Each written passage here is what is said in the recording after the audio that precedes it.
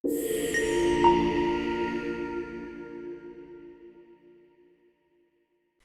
për ndarjen nga jeta të Ilir Shqina, bashkëshorti i Grida Dumës dhe njëkohësisht babai i djalit të saj Darjenit, ka lënë një boshllëk të madh në familje.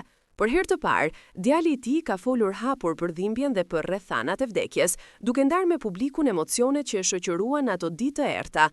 Ai tregon se lajmin e trisht e ka marrë jashtë vendit në një kohë kur sapo kishte përcjell nënën e ndjer dhe se për të gjithë ishte një goditje e dyfisht dhe e papritur. Darjeni ka pranuar se babai i tij kishte qenë në gjendje kome përpara se të ndërronte jetë, duke lënë të kuptohet se institucionet nuk kishin dhënë informacion të plotë dhe të qartë mbi atë që kishte ndodhur. Kjo mungesë transparencë vetëm sa e thelloi dhimbjen e familjes dhe hidhërimin e tij personal. Ai shprehu hapur se ndihej i mpir dhe i boshatisur, por njëkohësisht i lidhur shpirtërisht me kujtimin dhe figurën e të atit.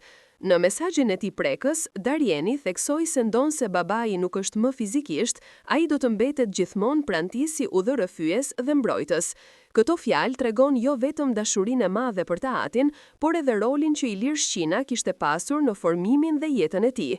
Humbja e tij, sipas Darjenit, nuk është thjesht një ndarje nga jeta, por një boshllëk që nuk mund të zëvendësohet kurrë.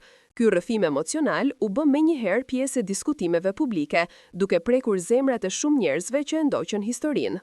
Përveç se një dëshmi personale, kjo histori ngre pyetje mbi kujdesin dhe transparencën e institucioneve, si dhe mbi mënyrën se si përballen familjet shqiptare me humbje të tilla të mëdha.